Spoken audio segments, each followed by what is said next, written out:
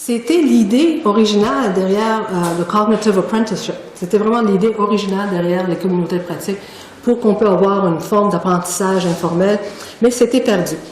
Et tout ça pour vous dire que même Étienne Wenger, qui a sorti avec ce terme-là, nous conseille de ne pas l'utiliser.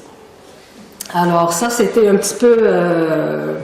well, we were shocked. En tout cas, Miguel est venu, tu sais, puis c'était devant tous les étudiants, puis les étudiants étaient comme « Ah, pourquoi? » Mais il y avait une autre raison. Pour lui, c'était moins la terminologie qui était problématique, mais il a vu ça aussi. Mais il disait il nous a dit que c'était vraiment pas bien compris. Son intention derrière les communautés de pratique, comment il l'avait nommé, c'était vraiment de promouvoir l'anarchie.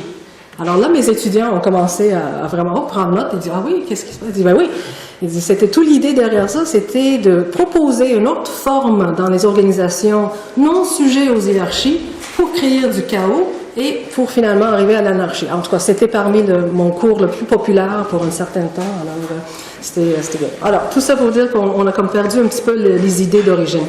Alors, les objectifs de base, traditionnellement, c'était vraiment la collaboration, d'aider, d'apprendre, de partager et de co-construire, de co-développer. C'était vraiment ça qu'on voulait avoir derrière comme fondation théorique et conceptuelle.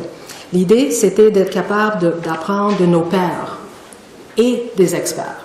C'était vraiment ça qu'on a mis.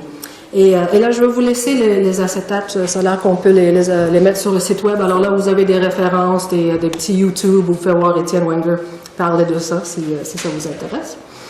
Et chaque communauté de pratique, à la conception de ces affaires-là, on a toujours dit qu'il faut avoir une raison d'être. Même aller plus loin, avoir une charte, là, tu sais, vraiment pour dire, mais on est là pour faire quoi? Et ça, c'est comme des catégories, une taxonomie, si vous voulez, on peut avoir un réseau pour faire quoi? Alors, pour aider, pour développer des meilleures pratiques, pour être un peu les propriétaires des connaissances disciplinaires